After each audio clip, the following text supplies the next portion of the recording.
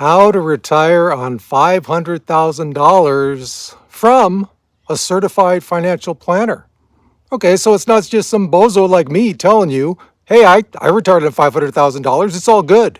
Here's actually stuff from a certified financial planner telling you that yes, you can retire on $500,000, in some cases comfortably.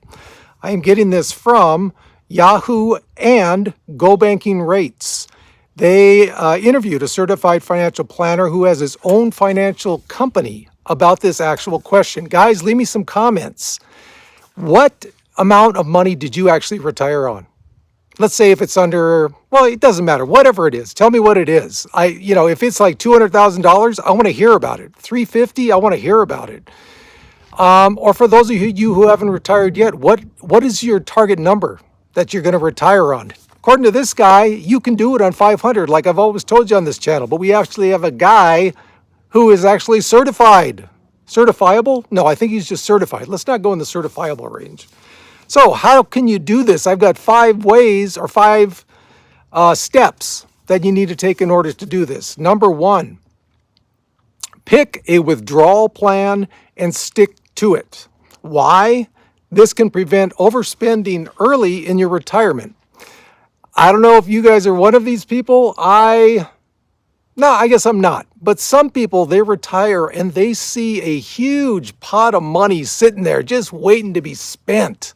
Yeah, let's spend it, man. If you stick to, say, the 4% rule, which is what I believe in, which I go by, and there's other strategies too, bucket strategy, there's all kinds of ones. The 2 most ones that people usually go by, though, are 4% and bucket strategy. Well, there's also the rising equity glide path if you want to do that. I don't know if I do that, but that's another one that's out there.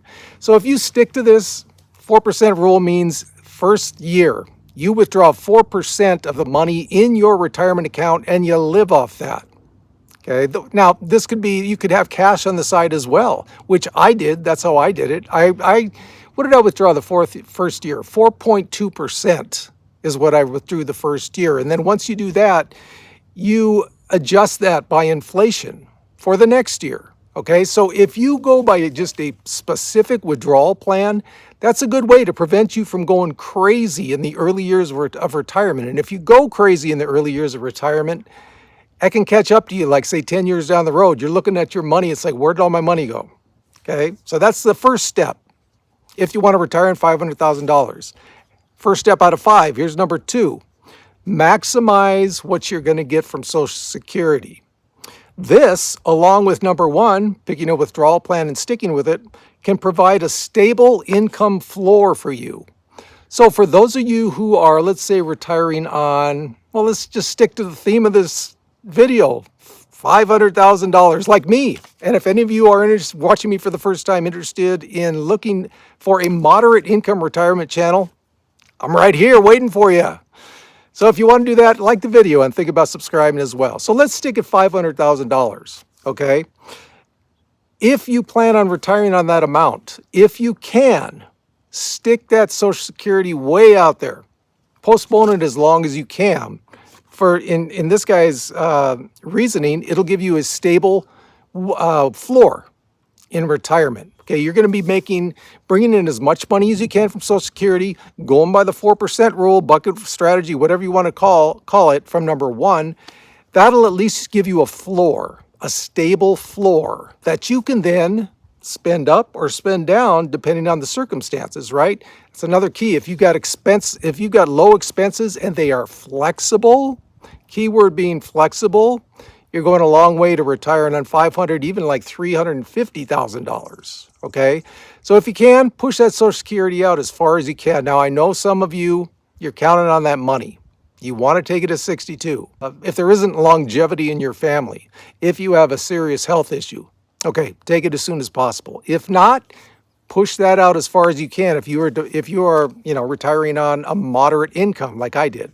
Just for my own, what I'm doing here, I am 63 now. Originally, I planned to take Social Security 62. I'm going to push it out to at least 64. If I can get to 65, I'll do it. But I'm thinking it'll probably be next year when I'm 64.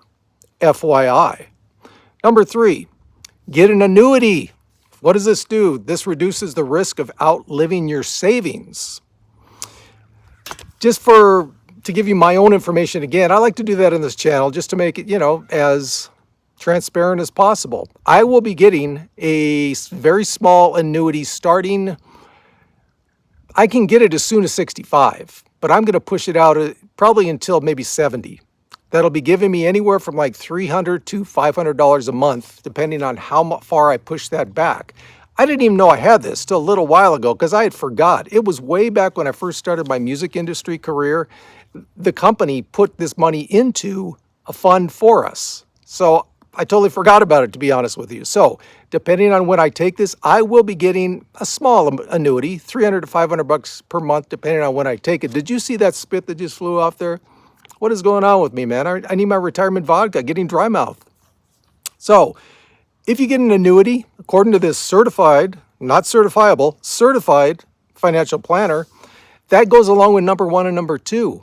It's giving you stable income that you can rely on, okay? Even if the market goes up and down, you can rely on this income. Now, the 4% rule, the way that starts, the first year you start at 4%, then you gradually go up, or if they're, depending on inflation, if inflation doesn't move that much, you don't go up that much in how much you're taking out.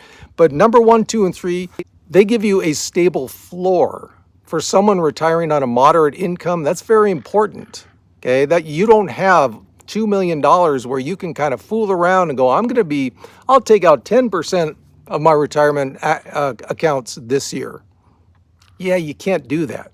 You got to be conservative. You can't just go spending crazy. So getting an annuity, and if you do get an annuity, I recommend a small percentage of your overall retirement assets. I wouldn't do this for like 50% and up. I might not even do it for like 35%. 20% below maybe. That's just my opinion. Again, I am not certified in anything. I'm certifiable, but I'm not certified in anything, okay? I am just giving you what has worked for me and what has not worked for me in my retirement on this channel. So if you ever, and I have to mention this every once in a while, if you ever decide to act on anything that I am saying, or that you see in the comments to my video, please run it by someone like the certified financial planner before you enact that, okay? So in my humble opinion, I wouldn't take out an annuity for more than like 20% of my overall retirement savings. But hey, it'll give you some extra money each month if you do. Number 4 out of 5. Cut living costs. In his case, he talks about relocate to a lower cost area, which, as you guys know, that's what I did up here. I live in the high desert, a little over an hour east of Los Angeles, okay? I would not have been able to afford this house sitting on this view behind me if I was in LA. That's $1 million plus, maybe $2 million plus property. Okay, the only reason I was able to afford it is that housing prices up in this area of the high desert are much, much lower than what you see in Los Angeles. Couldn't do it otherwise, okay? Also, gas, cheaper over here. Food prices, they're about the same because I'm only like an hour out of LA. If maybe I went toward like the Salton Sea, food prices may be cheaper. Gas would definitely be cheaper. But if you can move to a cheaper cost of living area, and you are on a moderate income retirement, that'll go a long way to helping you get through retirement comfortably on, let's say, $600,000, okay? Guys, you can do it. Just takes research. It took me 6 months of research to find this place. I looked in Northern California. I looked in parts of Arizona. Do your research. You can find something like I did. And number 5, if you're going to retire on around $500,000, you must plan for health care. Fidelity estimates a 65-year-old will spend $173,000 on health care throughout his retirement. So how can you plan for health care? Medicare, supplemental coverage, or an HSA. Guys, this is something that for all of us, to be honest with you, I'm not as well planned on health care as I should be. I've got to really look into it. Do I want a long-term care insurance policy? I don't know. For some of you, it may make sense. Also with like an HSA or supplemental coverage to go along with Medicare. something you really got to think about, which I am going to start doing more because I need to do it. If you want to retire on a moderate income retirement, okay? So there are 5 steps that you should probably, if you're not doing all of them, you should be doing the majority of them if you want to retire on a moderate income. And this is from a certified financial planner, okay? They should know what they're talking about. I hope they do. And this sounds like very sound advice. So as always, from my moderate income haven up here in the high desert, we got this.